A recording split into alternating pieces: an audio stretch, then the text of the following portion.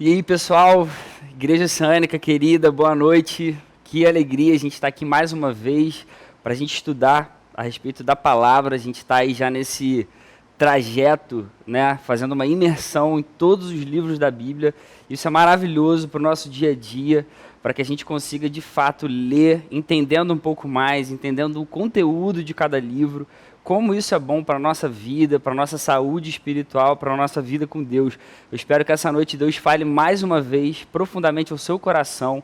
A gente vai ter uma aula específica sobre essas duas cartas de Paulo aos Tessalonicenses. A gente tem muita coisa legal para ver aqui.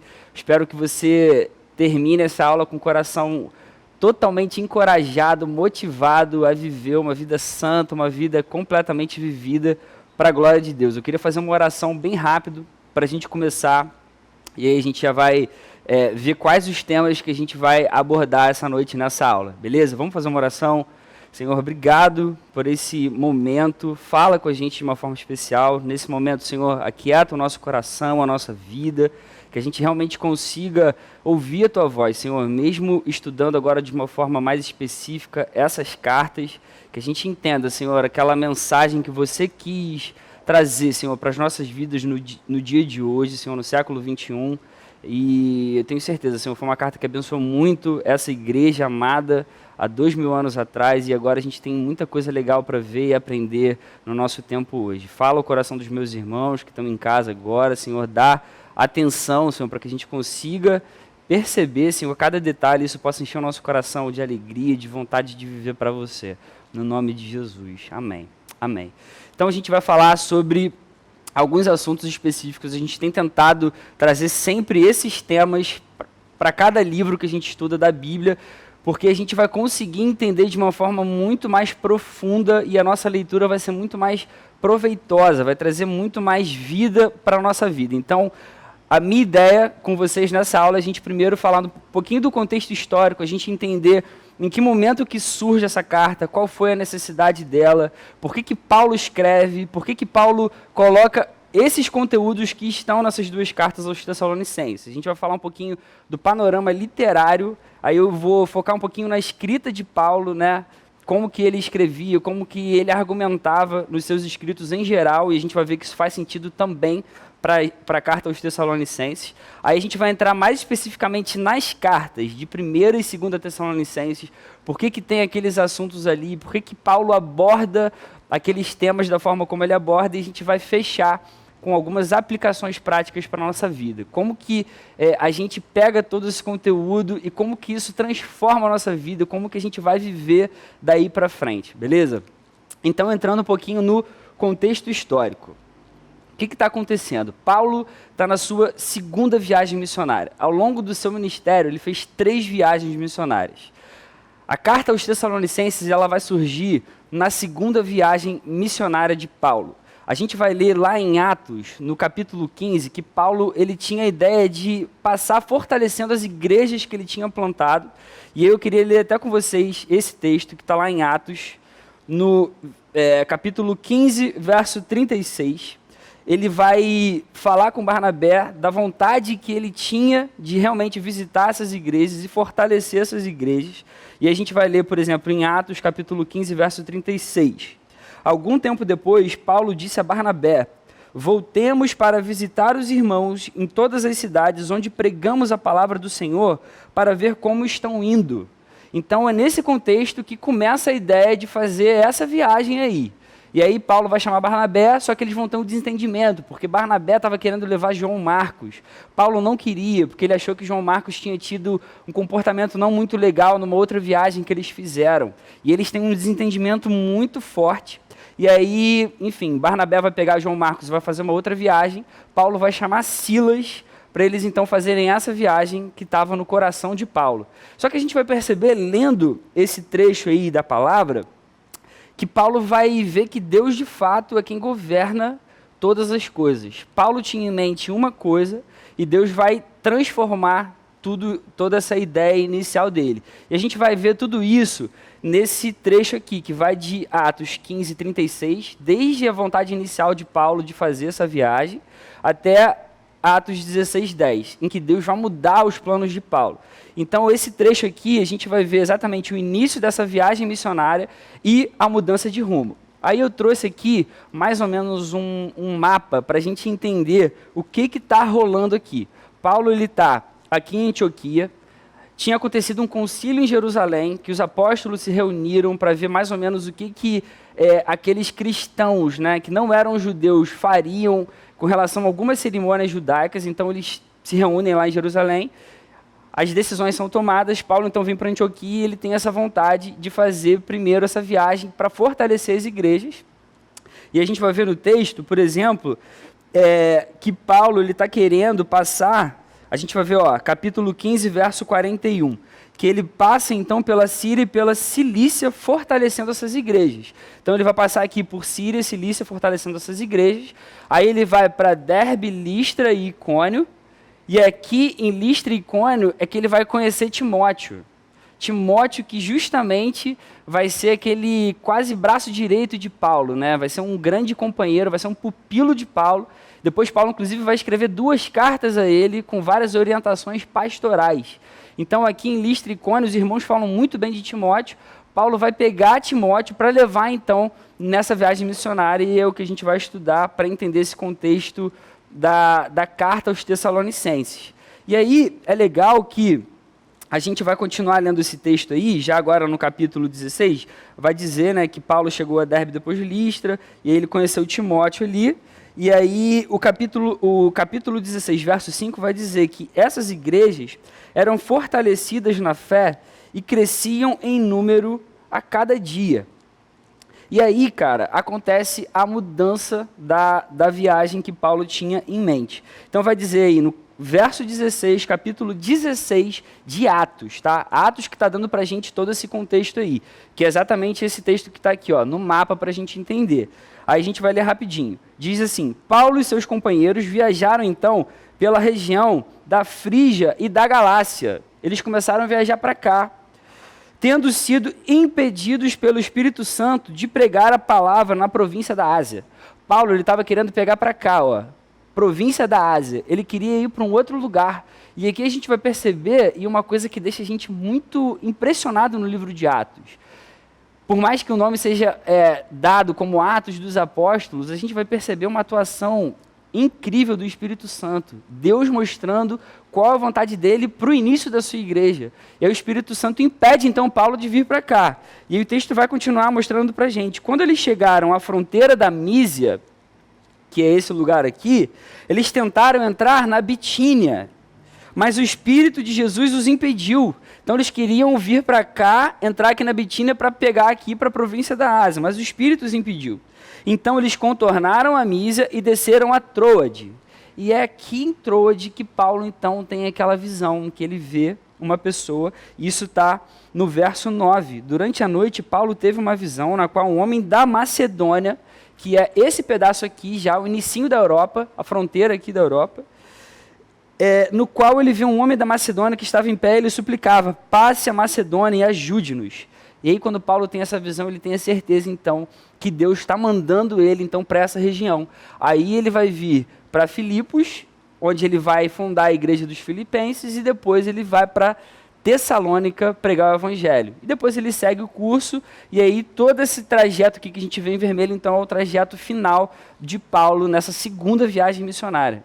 Isso é muito legal, porque a gente vê que, de fato, por mais que a gente faça os nossos planos, né, os desejos que a gente tem no nosso coração, e por mais que eles tenham a melhor das intenções, Paulo queria pregar o evangelho, queria fortalecer as igrejas e falar de Jesus em lugares novos. O Espírito impediu, mandou ele para um outro lugar completamente diferente. Talvez, se o plano dele desse certo, hoje a gente não teria carta aos Filipenses, aos Tessalonicenses, a gente teria cartas com os nomes dos povoados daqui, da Ásia.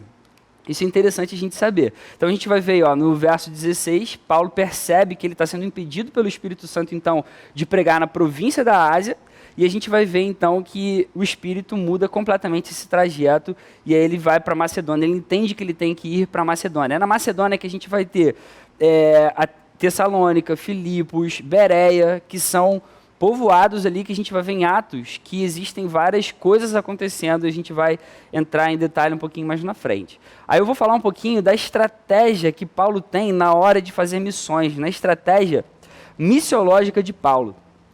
Paulo fez 3 viagens missionárias, como eu falei, durante o seu ministério. Então, uma primeira viagem missionária, ele se concentra basicamente em Chipre, que é uma ilhazinha que tem ali também no Mar Egeu, e na Galácia. Na segunda viagem missionária, que é essa que a gente está falando, ele se dedica às províncias da Macedônia e da Acaia. Acaia é onde tem Corinto, que é onde vai ter a igreja aos coríntios, que Paulo vai escrever também 2 cartas a eles. E depois, uma terceira viagem missionária que Paulo vai fazer, que ele vai se concentrar em Éfeso, que era a capital da Ásia Menor. Ficava lá na província da Ásia Menor. O que isso aqui ensina pra gente? Ensina pra gente que Paulo ele tinha na sua mente uma estratégia na hora de pregar o evangelho. Então você vai perceber que em todas, Paulo inclui a capital no seu trajeto. Tessalônica é a capital da Macedônia, Corinto é a capital da Acaia, Éfeso é a capital da Ásia Menor. E aí você vai ver, por exemplo, na sua Bíblia, que Paulo vai escrever exatamente para essas igrejas. Ele vai escrever uma carta aos Tessalonicenses, aos Coríntios, aos Efésios. Paulo, ele está sendo estratégico, não é que Paulo considerava outros lugares inferiores, e aí lá nesses lugares ele não queria ir, ele não queria pregar o evangelho. E isso funciona tanto que, olha só, na própria carta que a gente vai entrar com mais detalhe, de 1 Tessalonicenses, olha o que ele vai escrever, capítulo 1, verso 8. Leia comigo. Paulo vai dizer: partindo de vocês, propagou-se a mensagem do Senhor na Macedônia e na Acaia. Não somente isso, mas também por toda parte tornou-se conhecida a fé que vocês têm. A gente está vendo aqui que na carta, a estratégia dele deu certo. Paulo pregou o evangelho lá em Tessalônica, e por ele ter pregado nessa cidade, o evangelho se espalhou de uma forma muito mais fácil, muito mais tranquila, inclusive indo até a Acaia. Então, o pessoal da Macedônia e da Acaia estava realmente sabendo da fé que os tessalônicos tinham. Então, a gente vê que é uma estratégia que deu muito certo. Falando um pouquinho sobre Tessalônica. É uma cidade importante, tá? Então é uma cidade portuária, ficava à margem norte do Mar Egeu, ela ficava na rota dessa via Egnácia, era uma via muito importante, era uma via que vinha desde a Ásia, passava ali pela Macedônia, pegando Filipos, pegando Tessalônica, e ela vai dar lá em Roma, na capital do Império Romano. Era uma via extremamente importante. Então Tessalônica é uma cidade muito importante que está situada na rota dessa via, era um importantíssimo centro comercial, se tornou a capital da Macedônia ali por volta de 168 a.C., era um eixo de atividade política e econômica da Macedônia. Se a gente fizer uma comparação, uma má comparação, é como se Tessalônica fosse a São Paulo do Brasil, assim. É o principal centro econômico, comercial do país e, ao mesmo tempo, também era muito forte na questão política. E aí a gente vai ver que, por exemplo, talvez Atenas é como se fosse o Rio de Janeiro hoje para o Brasil, era a capital intelectual, cultural, mas a parte econômica, a parte forte dessa parte da economia, da política, comercial mesmo, era Tessalônica. E aí um dado que eu achei muito relevante da gente ver, tinha uma população aproximada de 200 mil pessoas. Isso é muito relevante porque numa época em que a densidade demográfica ela é muito menor do que a densidade de hoje, né, se a gente falar da população mundial, naquela época, quase 2.000 anos atrás, 200 mil pessoas é muita gente. Então a gente vê que existe realmente uma importância muito grande do evangelho ser pregado numa cidade como essa. A gente vai ver que se o evangelho é pregado de uma forma correta e dá certo aqui, o evangelho se espalha de uma forma muito mais profunda e muito mais intensa mesmo. E aí como surge então a igreja de Tessalônica? A gente vai ver esse contexto na Bíblia ali em Atos, já no início do capítulo agora 17. Então Paulo segue a sua viagem missionária. Eu queria ler com vocês os primeiros 3 versos do capítulo 17 de Atos. Você pode abrir a sua Bíblia para a gente ler junto? Então a gente vai ver aí, ó. Tendo passado por Anfípolis e Apolônia, que também eram 2 lugares que passavam ali por essa via Ignácia que a gente acabou de falar, chegaram a Tessalônica, onde havia uma sinagoga judaica. Segundo o seu costume, Paulo foi à sinagoga e por 3 sábados discutiu com eles com base nas Escrituras, explicando e provando que o Cristo deveria sofrer e ressuscitar dentre os mortos. E dizia: este Jesus que lhes proclamo é o Cristo. Por enquanto até aqui. Então a gente vai ver que Paulo chega ali em Tessalônica, uma cidade importante, como a gente já falou, e ali tinha uma sinagoga, tinham alguns judeus que estavam ali. Paulo prega então durante 3 sábados seguidos.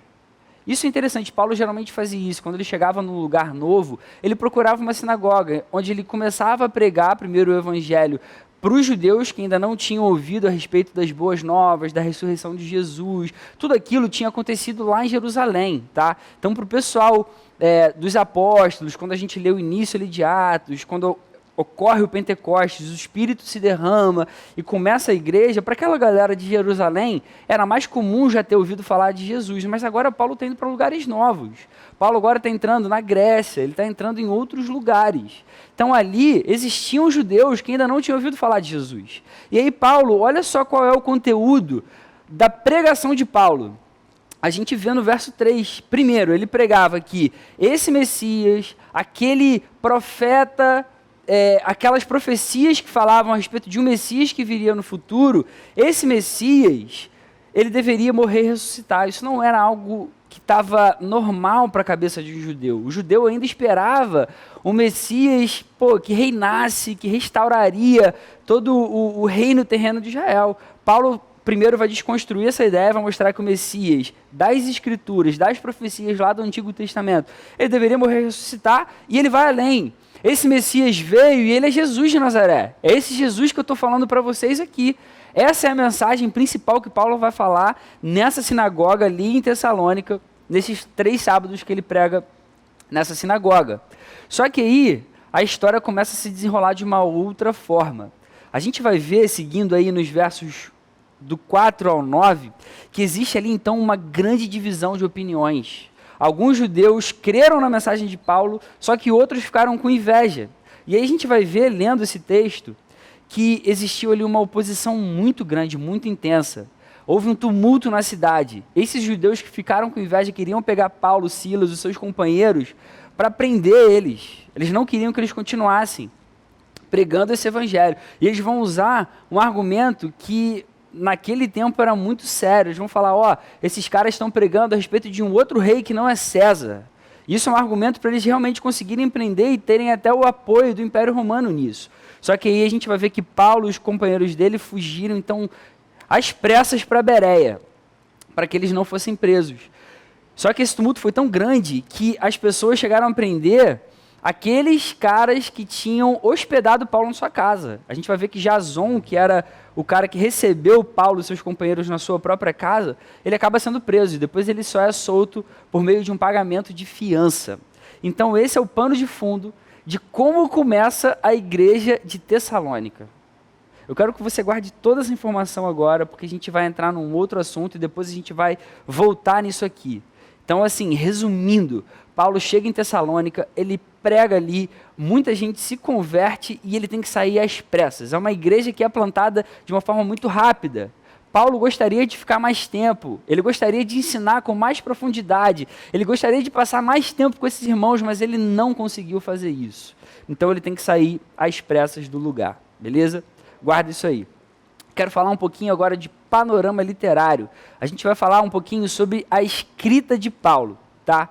Por que isso é legal a gente saber? Porque isso aqui vai dar para a gente uma base para várias outras cartas que Paulo escreve. Paulo, ele tem uma forma de escrita basicamente influenciada pelo modo grego de pensar. Paulo é um cara erudito, ele é um cara culto, ele é um cara que foi criado na tradição judaica, ele sabe muito de Antigo Testamento, ele sabe muito das Escrituras, mas ele também foi criado nesse meio filosófico grego, ele sabia muito também de filosofia grega, muito de argumentação, de retórica. Paulo vai usar tudo isso nas suas cartas. A gente vai perceber que Paulo utiliza muito antíteses. Isso é muito interessante. Você vai ver vários momentos que Paulo vai escrever nas cartas, tanto dos Tessalonicenses, quanto nas cartas aos Gálatas, aos Efésios, todas as outras cartas que ele escreve. Ele sempre vai falar assim, ídolos versus Deus vivo e verdadeiro. Antes vocês seguiam ídolos falsos, agora vocês seguem o Deus vivo e verdadeiro. Ele vai falar, antes vocês viviam na impureza, agora vocês são chamados à santidade. Ele vai falar de prática da lei versus fé, de escravidão versus liberdade, carne versus espíritos, insensatos versus sábios, desordem e paz. Ele sempre usa esse recurso de antíteses, isso é muito interessante. Inclusive, se a gente comparar Paulo com outros autores, a gente vai ver que isso é uma característica muito evidente na escrita paulina, e isso tem a ver com uma forma de argumentação. Por que utilizar antíteses é muito importante? Porque isso é muito bom para a defesa da fé cristã. Na cabeça de Paulo, qualquer adição que se faça, que venha a alterar alguma coisa, por menor que seja, por mais mínima que seja, e mude a mensagem central da salvação pela fé somente e unicamente, se torna completamente contrário ao Evangelho. A gente vai ver que Paulo ele leva isso muito a sério. Paulo ele pode sofrer perseguição, ele pode sofrer por várias outras coisas, ele pode ser maltratado pelo Evangelho. Mas, cara, se você muda a mensagem do Evangelho, se você coloca qualquer coisinha além da salvação pela fé somente em Jesus Cristo, pela obra de Jesus, cara, é completamente contrário à boa nova de esperança, a boa nova do Evangelho de fato, que é única e exclusivamente dada pela fé em Jesus. Então, Paulo vai usar muito essa linguagem antitética. Então, uma outra coisa a respeito da linguagem de Paulo, por ele ser helenista, né, grego, na forma de escrever, utilizar isso nos seus argumentos, a gente vai ver que isso diferencia bastante ele também de outros autores bíblicos. Isso é só uma curiosidade. Por exemplo, Pedro e Tiago, eles têm uma forma mais hebraica de escrever, ou seja, uma forma mais direta, mais prática, eles sempre trazem mais para aplicação prática a respeito daquilo que eles estão falando. João, né, o apóstolo João, ele já é um meio termo. Ele tem algumas concepções da filosofia grega da época, tanto que, por exemplo, no Evangelho de João ele começa usando um conceito filosófico do Logos, e ele vai dizer que isso é Jesus, que encarnou. Então ele tem um pouco do hebraico, um pouco do grego. Lucas, por exemplo, ele já é um macedônio e historiador, então ele vai ter uma forma mais narrativa de explicar o livro de Atos. Você vai ver que é todo narrativo, explicando, contando a história, né? Sobre a carta aos Tessalonicenses, a gente vai ver que Paulo vai utilizar ali argumentações, ele vai utilizar o formato da carta. Toda carta geralmente segue esse padrão, que vai ter uma saudação inicial, e a gente vai ver um conteúdo teológico, onde ele vai desenvolver os seus argumentos, ou ele vai, ora ele vai encorajar aqueles irmãos que estão recebendo a carta, ora ele vai fazer algumas exortações, algumas correções, ele vai colocar alguma disciplina nesse meio, nesse conteúdo, e depois ele fecha com uma saudação final, uma bênção final para as pessoas que estão recebendo a carta que ele está escrevendo. Aí agora a gente vai entrar um pouquinho mais especificamente nas cartas, tá? Nas cartas de 1ª e 2ª Tessalonicenses. A gente vai fazer um panorama dessas cartas para a gente entender agora um pouco da mensagem que é colocada ali, a mensagem teológica, a mensagem de Deus para a vida daqueles cristãos da época e que servem como palavra de Deus hoje para a nossa vida aqui. Primeiro, a primeira carta aos Tessalonicenses, tá? Então, primeiro aqui, algumas coisas básicas que a gente vai ver. A gente vai ver que é uma carta escrita por uma igreja que está em franco crescimento. É uma carta ali que a gente vai ver um conteúdo de ação de graças. Paulo está muito grato porque, apesar das perseguições, apesar dele não ter ficado o tempo que ele gostaria de ter ficado ali, Paulo ele é muito grato porque os tessalonicenses estão firmes. Eles continuaram no Evangelho, eles creram na mensagem e continuam buscando a Deus. A gente vai ver aí um conteúdo de encorajamento de Paulo falando para eles continuarem assim, porque esse é o evangelho verdadeiro mesmo. E a gente vai ver uma exortação para alguns cristãos gentios recém-convertidos. Paulo vai fazer algumas correçõezinhas em alguns equívocos a respeito de algumas coisas que ficaram na mente daqueles cristãos ali. Essa carta ela é escrita mais ou menos entre 50 e 51 depois de Cristo. Paulo ele está em Corinto. É provavelmente o documento mais antigo do Novo Testamento. Quem recebe essa carta são esses recém-convertidos a Jesus que estão lá em Tessalônica. A maioria deles era gentio, a gente pode ver essa informação, por exemplo, em 1 Tessalonicenses, no primeiro capítulo, verso 9. Olha o que Paulo escreve aí. Olha. Pois eles mesmos relatam de que maneira vocês nos receberam e como se voltaram para Deus, deixando os ídolos a fim de servir ao Deus vivo e verdadeiro. Ou seja, eram pessoas que tinham ídolos antes na sua concepção religiosa, mas agora eles largaram esses ídolos para seguir agora o Deus vivo e verdadeiro, que é Jesus. É aquela pessoa a quem Paulo realmente tinha pregado para esses novos cristãos aqui. Qual é a ocasião dessa carta? Por que essa carta é escrita? Isso é interessante demais. Lembra que eu falei para vocês que Paulo tem que sair às pressas? Lembra? Agora a gente volta aquele conteúdo que a gente deixou lá atrás e volta com ele para cá. Paulo teve que sair às pressas, senão ele seria preso, tá? O que acontece? Paulo sai dali, vai para Bereia, depois ele vai para Corinto. Então, agora Paulo tem que mandar Timóteo para saber como que essa igreja está indo. E aí Timóteo vai, fica sabendo dessa igreja e retorna a Paulo e Silas ali em Corinto, onde eles estavam. Então Timóteo ele tinha sido enviado a Tessalônica para ver como que estavam aqueles novos cristãos. A gente vê, por exemplo, isso em 1 Tessalonicenses, no capítulo 3, versos 5, 6 e 7. Olha o que Paulo escreve. Timóteo voltou agora trazendo notícia desses novos cristãos, e aí Paulo escreve nessa primeira carta, olha, por essa razão, não suportando mais, enviei Timóteo para saber a respeito da fé que vocês têm, a fim de que o tentador não os seduzisse, tornando inútil o nosso esforço. Agora, porém, Timóteo acaba de chegar da parte de vocês, dando-nos boas notícias a respeito da fé e do amor que vocês têm. Ele nos falou que vocês sempre guardam boas recordações de nós, desejando ver-nos, assim como nós queremos vê-los. Por isso, irmãos, em toda a necessidade e tribulação, ficamos animados quando soubemos da sua fé.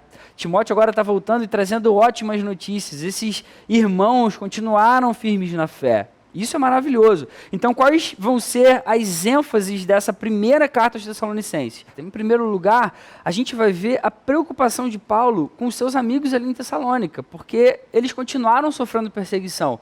Paulo se preocupou. Além disso, tem esse fato dele não ter ficado o tempo que ele gostaria de ter ficado ali. Então, Paulo vai se mostrar primeiro preocupado. Ele vai falar um pouquinho a respeito do sofrimento como parte da vida cristã. Ele vai fazer um desenvolvimento sobre a questão da santidade, ele vai fazer um chamado à santidade. A gente vai entrar nesses assuntos com um pouquinho mais de detalhe daqui a pouco. Ele vai falar da necessidade de se realizar o próprio trabalho. Existia um problema no meio dos Tessalonicenses sobre essa questão, a gente também vai falar sobre isso.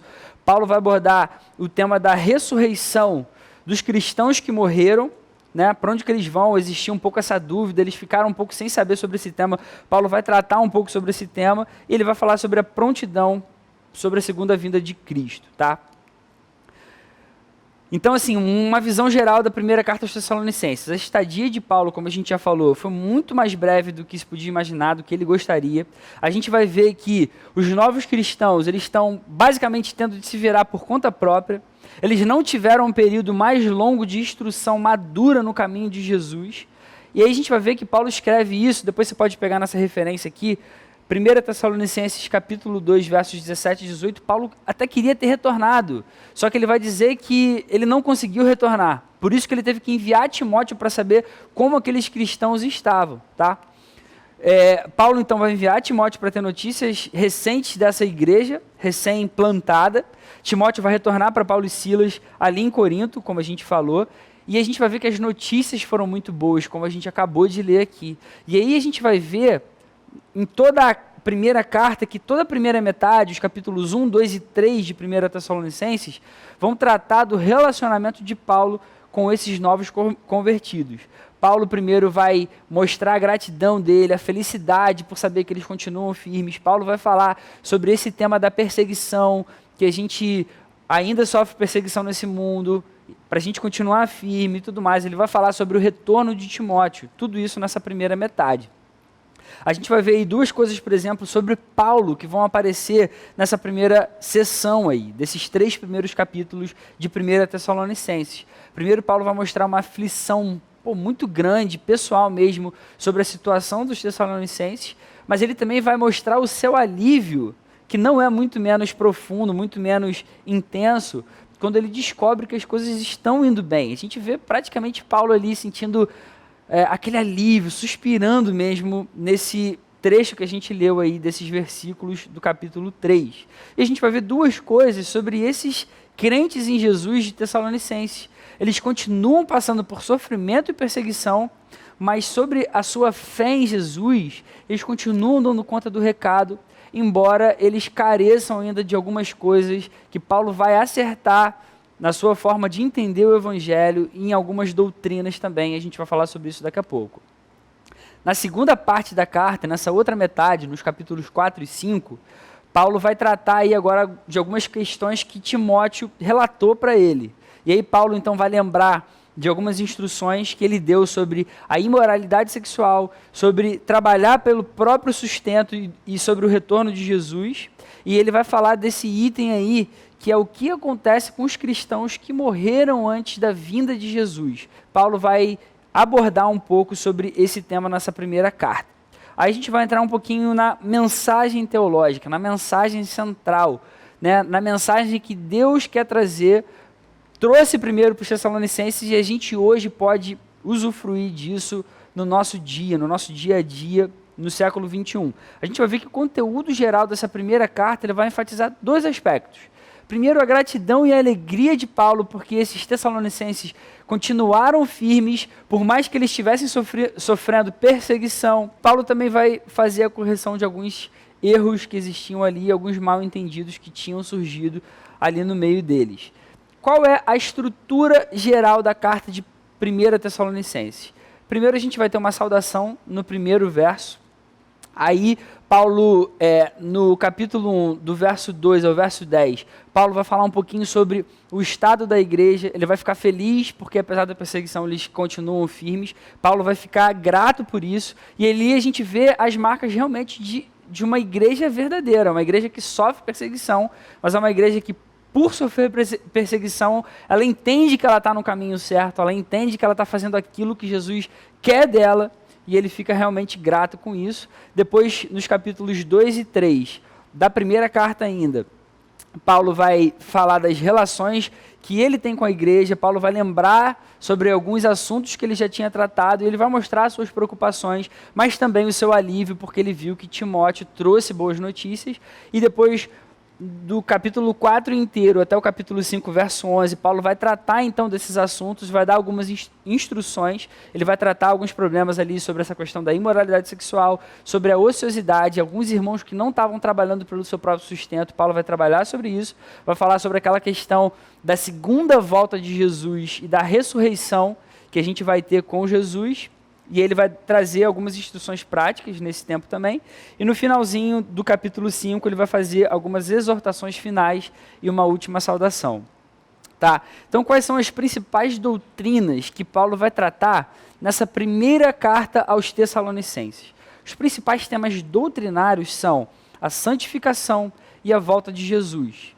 Paulo vai tratar esses dois temas, são dois temas doutrinários com um pouco mais de detalhe, tá? Por mais que a carta seja pequena, a gente vai ver que Paulo vai focar nisso. E é interessante a gente entender por que Paulo foca nisso.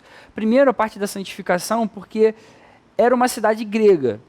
Eles eram influenciados pelo modo grego de pensar também. Os gregos, eles não se importavam muito com essa questão da relação sexual, eles não tinham problema com isso. E aí Paulo traz agora um evangelho que vai dizer que isso é pecado para Jesus, é pecado para Deus.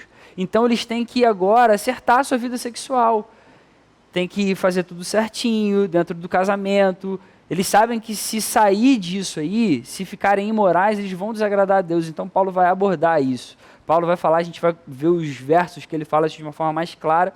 Paulo também vai tratar da segunda vinda de Jesus. Isso parece ser algo que Paulo sempre pregava quando ele falava do Evangelho, porque a gente vai ver na segunda carta que existiam ainda alguns maus entendidos sobre esse tema, e Paulo vai ter que falar de novo sobre esse tema depois, mas Paulo vai tocar na segunda vinda, e ele vai abordar essa questão da ressurreição, que a gente tem junto com Jesus no momento final, quando Jesus voltar para buscar a sua igreja. Então, esses são dois temas doutrinários que Paulo trata nessa primeira carta.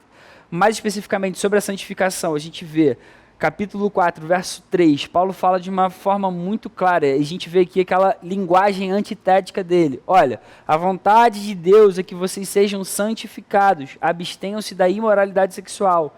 Aí no verso 7 ele vai dizer, porque Deus não nos chamou para a impureza, mas para a santidade. A gente agora aprendeu sobre Jesus, sobre as boas novas, isso é maravilhoso. O Messias veio, ele é Jesus, ele morreu e ressuscitou. Nós temos esperança, essa é a mensagem. A gente sofre perseguição por ela. Então agora, ó, Deus não chamou a gente mais para impureza, ele chamou a gente para santidade. Paulo aborda isso. Então, a gente tem que se livrar da imoralidade sexual. Antes de vocês ouvirem sobre o evangelho verdadeiro, vocês não se importavam muito com isso, os gregos não estão nem aí para isso, eles não se importam, eles fazem sexo com quem eles sentem vontade, de qualquer forma, não existe padrão na cabeça deles, isso não é errado, mas para o evangelho, para Deus, isso é algo que a gente precisa acertar. Então Paulo vai falar sobre isso nessa carta. E o outro assunto que Paulo vai tratar é sobre a segunda vinda de Jesus. A gente vai ver capítulo 4 da primeira carta, ainda os versos 14 e 16, olha o que Paulo escreve.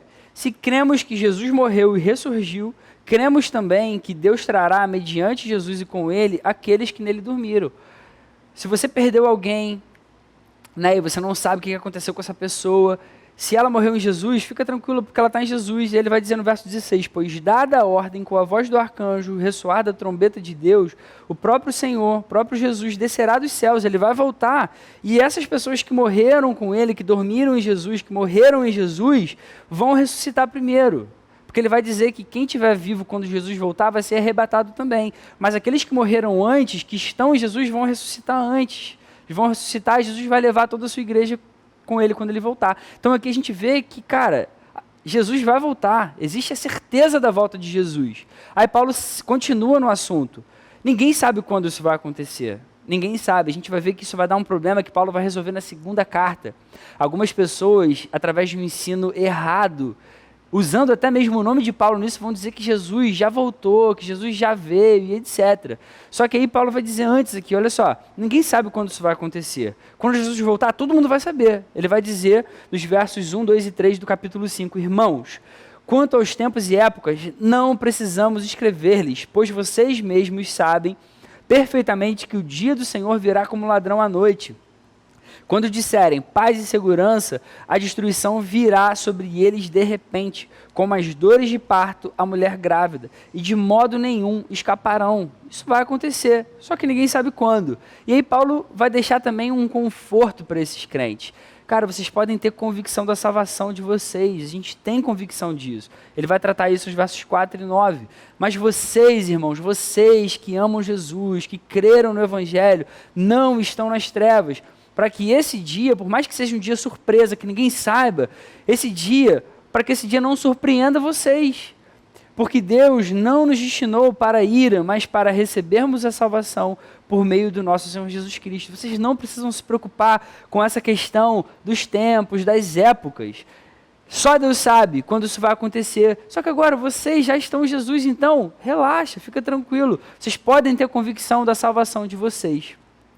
Então, uma consideração final sobre essa primeira carta. É uma carta que tem várias passagens aí muito proveitosas para edificação, primeiro dos relacionamentos na comunidade cristã, enquanto a gente aguarda a vinda de Jesus, que é uma vinda certa. Ele é o Senhor da história e vai levar essa história até o fim. Amém? Aí a gente agora vai para a segunda carta aos Tessalonicenses. Um pouquinho de algumas informações básicas. A gente vai ver aqui já a expectativa agora de Paulo, porque Paulo escreve a primeira carta e ele recebe então agora novas notícias. A gente vai ver que poucos meses vão separar as duas cartas, tá? Então qual vai ser o conteúdo agora da segunda carta? É uma carta que Paulo vai continuar a encorajar, porque eles continuam sofrendo perseguição. Paulo agora vai advertir contra uma confusão que aconteceu no meio deles sobre essa segunda vinda de Jesus, e Paulo vai exortar agora de uma forma mais enfática, porque ele já tratou disso na primeira carta, E ele agora vai precisar desenvolver um pouco mais esse tema sobre certos indivíduos agora que eles precisam trabalhar e não abusar da generosidade dos servos de Deus, dos crentes em Jesus da igreja, tá? Então a data obviamente continua sendo ali entre 50 e 51 depois de Cristo, é logo depois da primeira carta. Quem recebeu foram os mesmos que receberam a primeira carta. Qual a ocasião? Paulo recebeu algumas informações de que alguns indivíduos falaram no seu próprio nome que a vinda de Cristo já tinha acontecido.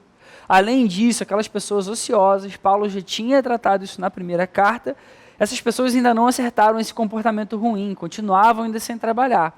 Então a gente vai ver que Paulo vai enfatizar, primeiro, na salvação certa desses cristãos tessalonicenses, e ele vai falar que existe um julgamento certo desses seus perseguidores. É a forma que Paulo vai encorajar esses cristãos. Ó, vocês estão sofrendo perseguição, mas estejam certos de que o julgamento final vai acontecer. No final, Deus vai ser justo. Essas pessoas vão sofrer o que elas merecem de fato. Paulo vai falar sobre o dia do Senhor que ainda está por vir, e ele vai ser precedido pela apostasia. Então Paulo vai desenvolver com um pouco mais de detalhe esse tema, justamente para confrontar esse ensino errado que tinham falado no nome dele. E ele vai falar sobre essa questão desses preguiçosos, né, que causavam alguns transtornos, e eles tinham que trabalhar pelo seu próprio sustento. Isso é algo que a gente tem que aprender nos nossos dias hoje, tá?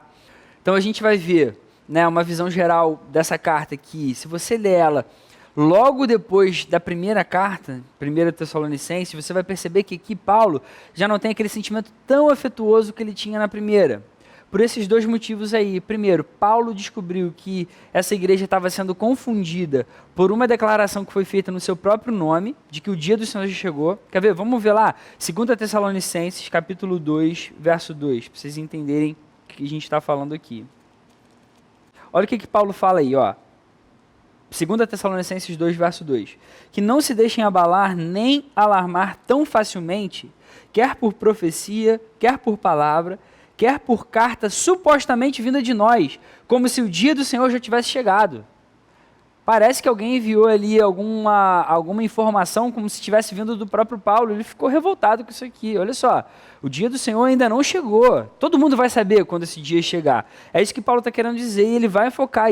Esse é um dos assuntos pelos quais ele fica realmente revoltado. E ele continua aborrecido com aqueles preguiçosos e aqueles que causam transtorno, porque ele já falou sobre esse tema na primeira carta, e essas pessoas ainda não corrigiram essa conduta. Então, um pouco da mensagem teológica agora da segunda carta. Foi uma carta basicamente escrita para combater, primeiro, essa ideia incorreta de que a volta de Cristo já tinha acontecido. Paulo, ele enfatizou tanto essa doutrina que parece que alguns tessalonicenses ficaram com uma má impressão, como se realmente a volta de Jesus já tivesse acontecido. E aí Paulo então vai descrever um pouco mais sobre isso. Ele vai falar que existem 3 acontecimentos principais que vão anteceder a segunda vida do Senhor. Então ele vai falar que vai existir uma apostasia, vai existir uma aceleração, né, do afastamento da santidade do meio das pessoas que amam a Jesus. Então aquelas pessoas que ouviram o evangelho, elas vão apostatar, elas vão de repente começar a negar a sua própria fé, vão se afastar da santidade. Depois ele vai dizer que vai existir uma remoção de qualquer coisa que impeça mesmo isso que está acontecendo, esse mal que acontece no meio da igreja. E aí existem as referências aí para depois você ver na sua própria Bíblia. E ele vai falar depois que vai existir uma completa revelação da encarnação do mal. Isso vai ser animado mesmo por Satanás diretamente, vai se opor a toda a igreja, vai se opor a qualquer ideia, qualquer coisa que realmente seja vinda do próprio Deus. Então Paulo vai falar sobre esse tipo de coisa. Esses acontecimentos são importantes antes que Jesus volte pela segunda vez, tá? E aí a gente vai ver também que Paulo vai exortar, agora já mais especificamente no capítulo 3, dos versos 6 ao verso 15, Paulo vai desenvolver aquela exortação anterior sobre aqueles ociosos, sobre aquelas pessoas que não estavam trabalhando, estavam sendo um peso para aqueles cristãos que estavam ajudando essas pessoas que não estavam trabalhando. Parece que os tessalonicenses se encantaram tanto com essa ideia de que a vinda do Senhor ia, acabar com toda a dor, com as preocupações, com os males desse mundo, que eles abandonaram o trabalho para aguardar a volta de Jesus. Para eles, a volta de Jesus era algo que estava ali na iminência de acontecer, então eles abandonaram tudo. Paulo vai falar, olha só, não é assim, a gente tem que continuar trabalhando, a gente não pode ser um peso para os nossos irmãos. E ele vai ser tão convicto nisso aqui, ele vai ser tão enfático, ele vai falar, olha só, quem não trabalhar também não coma. Entendeu? Então, assim, ó, se você está ajudando os ociosos, para de ajudar. Pô, quem não trabalhar não vai comer não, cara. Aqui não tem espaço para preguiçoso, entendeu? O reino de Deus precisa de pessoas que trabalhem pelo seu próprio sustento. Isso é algo que agrada a Deus. Ele vai usar a própria vida como argumento. Ó, eu mesmo, quando estive no meio de vocês, eu não fui um peso. Eu continuei trabalhando. Eu continuei tendo o meu sustento para eu conseguir comer, para eu conseguir viver. Então, olha só, todo mundo tem que continuar fazendo dessa forma. Então, Paulo também vai tratar muito agora nessa segunda carta, tá? Então, um pouquinho da estrutura da carta, a gente vai ver que Paulo, então, começa com uma saudação nos primeiros 2 versos. A gente vai ver depois que Paulo vai falar da expectativa na perseguição. Ele fala realmente, assim, de uma forma bem enfática, bem intensa, contra essas pessoas que estavam perseguindo aqueles cristãos. Isso realmente é um consolo para a gente. Ele vai falar, ó, a gente sofre perseguição, a gente pode sofrer pelo nome de Cristo, mas fica tranquilo que um dia Deus vai trazer o juízo sobre essas pessoas, elas vão receber a recompensa por esse mal que elas estão causando a vocês, realmente para consolar o coração daqueles irmãos ali. Depois Paulo vai falar sobre esses acontecimentos da volta de Jesus, ele vai usar todo o capítulo 2 da segunda carta para falar isso, vai corrigir aqueles erros que a gente acabou de falar aqui.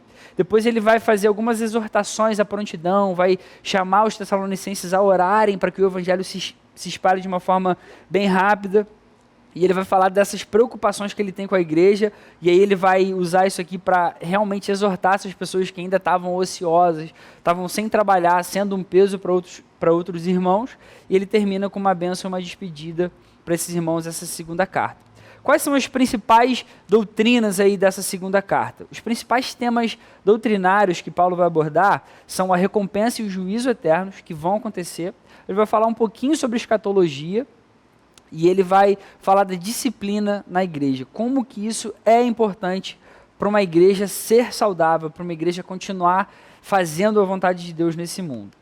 Então, falando um pouquinho da recompensa e juízo eternos, que é a forma que Paulo está usando aqui para consolar esses irmãos que realmente estão sofrendo perseguição. Olha a linguagem dura que ele utiliza.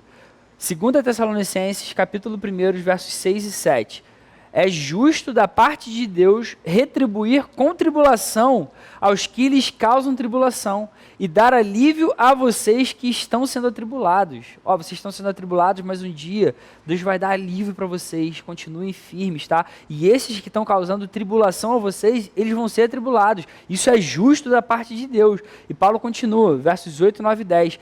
Ele punirá os que não conhecem a Deus e os que não obedecem ao evangelho de nosso Senhor Jesus. Eles sofrerão a pena de destruição eterna, a separação da presença do Senhor e da majestade do seu poder. Isso acontecerá no dia em que ele vier para ser glorificado em seus santos e admirado em todos os que creem, inclusive vocês que creram em nosso testemunho. Essa linguagem é uma linguagem que às vezes a gente fica meio assim, caramba, que linguagem forte que Paulo está usando aqui. Mas é isso mesmo que vai acontecer. Um dia, Deus vai retribuir com toda a sua justiça. Qual a diferença das pessoas que não conhecem a Deus para a gente que hoje já conhece o Evangelho? É que Jesus pagou um preço que a gente nunca poderia pagar. A gente tem a fé, essa é a mensagem central do Evangelho. Mas essas pessoas, ó, que ainda não se arrependeram, que não reconhecem Jesus como Senhor, como Salvador, cara, essas pessoas vão sofrer realmente juízo eternamente. Aí esse tema da escatologia, Paulo vai falar então sobre esses 3 acontecimentos principais que vão anteceder a segunda vinda do Senhor, para que não haja dúvida sobre esse tema da segunda vinda de Deus, da segunda vinda de Jesus. Então Paulo vai falar primeiro que vai existir essa questão da apostasia, né? Aquelas pessoas que já tinham crido na mensagem vão negar agora a fé em Jesus. Paulo vai destrinchar um pouco mais, né, no verso 3, capítulo 2, ele vai dizer: não deixem que ninguém os engane de modo algum. Antes daquele dia, antes da volta de Jesus, virá a apostasia. E então será revelado o homem do pecado, filho da perdição, né, que é o anticristo. Aí depois Paulo vai falar que vai haver uma remoção de qualquer influência que impeça esse anticristo realmente de agir no meio da igreja e no mundo. Então ele vai falar no verso 7, no capítulo 2, o mistério da iniquidade já está em ação, restando apenas que seja afastado aquele que agora o detém. Então, no último momento ali, né, antes de Jesus voltar, não vai existir mais nada que vai impedir esse anticristo realmente de continuar fazendo as suas obras de iniquidade, esse mistério da iniquidade. E aí vai existir a completa revelação da encarnação do mal. Aí o anticristo realmente vai encarnar e vai viver aqui. Então, vai dizer aqui no verso 9, a vinda desse perverso, a segunda ação de Satanás, vai ser alguém totalmente controlado, dominado por Satanás, com todo o poder, sinais e maravilhas enganadoras. Então, vai ser alguém que vai realmente tentar enganar aqueles eleitos, os crentes em Jesus. Vai ser alguém que vai tentar fazer com que as pessoas realmente apostatem da fé. E aí o outro tema que é a questão da disciplina na igreja. Paulo vai falar sobre esses ociosos que eles têm que trabalhar. E aí olha como é que Paulo vai falar para tratar essas pessoas. Se alguém desobedecer, é isso que eu estou falando, se alguém continuar querendo ser ocioso, continuar não querendo trabalhar pelo seu próprio sustento, então, se alguém desobedecer então ao que a gente está dizendo nessa carta, marquem-no e não se associem com ele, para que se sinta envergonhado.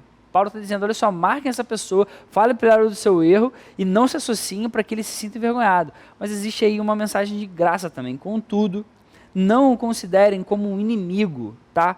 Mas chamem a atenção dele como um irmão. Olha, continua tratando essa pessoa como um irmão, tá? Não se associem, façam com que ele se sinta envergonhado, porque o principal aqui é que ele mude sua postura, que ele acerte sua conduta, mas ele continua sendo um irmão, tá? Então, assim, essas pessoas não estão cometendo uma heresia, como aqueles outros que falaram que Jesus já voltou. Isso é uma heresia, isso é um erro.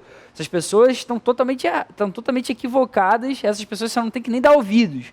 Mas esses que estão ansiosos, é por aquele motivo que a gente falou. Eles estão encantados com a mensagem de que Jesus vai voltar, de que o mal vai ser exterminado. Eles acreditaram muito nisso, estão achando que Jesus vai voltar amanhã, largaram seus trabalhos. Eles estão errados, eles têm que acertar essa conduta. Mas chamem a atenção dele como um irmão. Ele ainda tem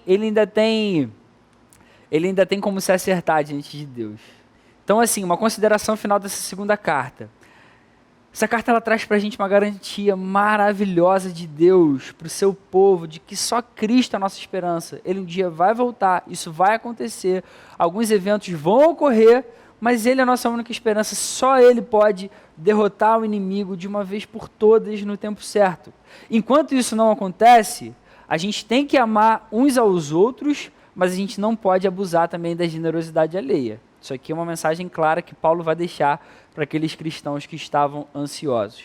Para a gente fechar essa aula sobre essas duas cartas maravilhosas, algumas aplicações práticas. O que isso muda na nossa vida? Em primeiro lugar, sofrer perseguição é algo totalmente normal para quem ama Jesus de verdade. Isso vai acontecer. Eu tinha um professor de seminário que ele falava uma coisa muito legal, que eu nunca mais esqueci. Ele dizia assim, às vezes você vai numa igreja ou outra e você ouve alguém falando assim, poxa, a igreja brasileira precisava sofrer uma perseguição para ficar firme diante de Deus. Mas na verdade é o contrário. Quando a gente fica firme, quando a gente leva o evangelho a sério, quando a gente leva Jesus a sério, quando a gente é crente mesmo, santo e espera as coisas em Deus, a gente vai ser perseguido. É isso que acontece, a ordem é essa. Quando você levar Jesus a sério, quando você amar o Senhor com todo o seu coração, você vai ser perseguido, mas você pode ficar tranquilo que Jesus continua cuidando da história. Como Paulo falou para os Tessalonicenses, olha só, a recompensa eterna é certa. Fica tranquilo que um dia Jesus vai buscar a gente como igreja para a gente viver a eternidade com Ele. Se Ele voltar antes, a gente vai ser arrebatado como igreja. E ao mesmo tempo o juízo vai acontecer, o juízo eterno é certo. Essas pessoas que perseguem aqueles que amam Jesus, essas pessoas vão receber a recompensa eterna do juízo de Deus. Uma outra aplicação para a nossa vida, enquanto a gente ainda vive nesse mundo caído, enquanto você ainda está respirando aí na sua casa, você e eu, nós somos chamados a uma vida santa.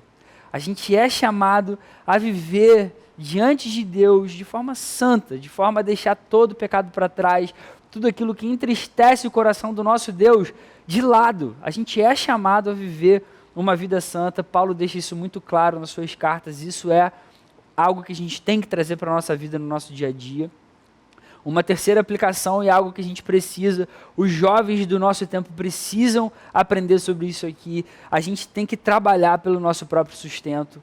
Como cristãos, como servos em Jesus, nós precisamos trabalhar pelo nosso próprio sustento. Isso é algo que agrada a Deus. A gente consegue cumprir um mandato cultural, aquilo que Deus quer da gente no nosso dia a dia. Quanto melhor a gente trabalha, mais a gente está dando testemunho de que o nosso Deus é vivo, de que Ele vive em nós, de que Ele é a razão da nossa vida, de que Ele é a razão da nossa alegria. A gente tem que trabalhar, tem que parar de depender dos outros, tem que parar de ser um peso para os outros.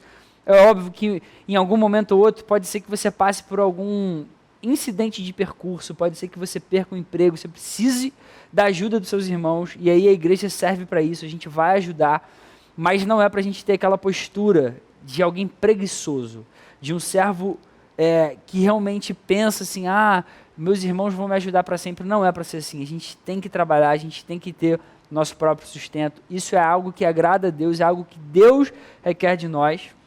Uma quarta aplicação que é maravilhosa para a gente, que traz esperança: Jesus vai voltar. Jesus vai voltar. Jesus vai voltar. Essa é a nossa maior esperança em meio a qualquer sofrimento, a qualquer perseguição que a gente possa sofrer. Isso tem que encher o nosso coração de alegria. Um dia Jesus vai voltar e toda a dor vai passar, toda a lágrima vai ser enxugada dos nossos olhos. A gente vai viver eternamente. O que é a nossa vida hoje comparada à eternidade? O que traz essa esperança para mim e para você hoje, essa noite, enquanto você me ouve, é a certeza de que Jesus vai voltar. Ele veio como um servo humilde, ele viveu como Deus quis que ele vivesse, ele cumpriu a vontade do Pai, ele morreu, ele ressuscitou, glória a Deus por isso, ele ressuscitou, e essa é a certeza de que a gente vai ressuscitar também no último dia e vai viver eternamente do seu lado. E por último lugar, a disciplina na igreja é totalmente necessária para uma igreja saudável. Às vezes a gente fica um pouco temeroso, preocupado, né? Poxa, como que eu vou falar com um irmãozinho que falhou, que fez assim, assado? Ou às vezes a gente sabe de alguém que está, de repente, numa determinada disciplina na igreja, mas isso é algo que tem que acontecer. Uma igreja saudável tem que disciplinar quando a gente realmente não faz aquilo que Deus gostaria que a gente fizesse no nosso dia a dia. A gente vai ver que Paulo escreve isso nas suas cartas, não só para os Tessalonicenses, mas outras cartas a gente vai ver esse tom de disciplina, porque o que importa é que a gente realmente acerte o nosso coração diante de Deus, a gente acerte a nossa vida e a gente tenha uma vida que agrade a Deus e no fim de tudo a gente seja salvo, a gente seja arrebatado ou a gente seja ressuscitado com Jesus e viva a eternidade com Ele. A gente vai aprender, por exemplo, na própria palavra, que Deus disciplina aqueles a quem Ele ama. E isso tem que ser feito hoje pela igreja na nossa vida. Espero que Deus realmente tenha abençoado muito a sua vida, tenha te enchido de alegria, de encorajamento, de vontade de ler mais a palavra mesmo, aprender com mais profundidade sobre os temas bíblicos que realmente enchem o nosso coração de esperança e alegria. Que Deus abençoe muito a sua vida, que você continue lendo a palavra, seu coração realmente seja cheio da presença do Espírito Santo. Deus abençoe muito. Boa noite, pessoal.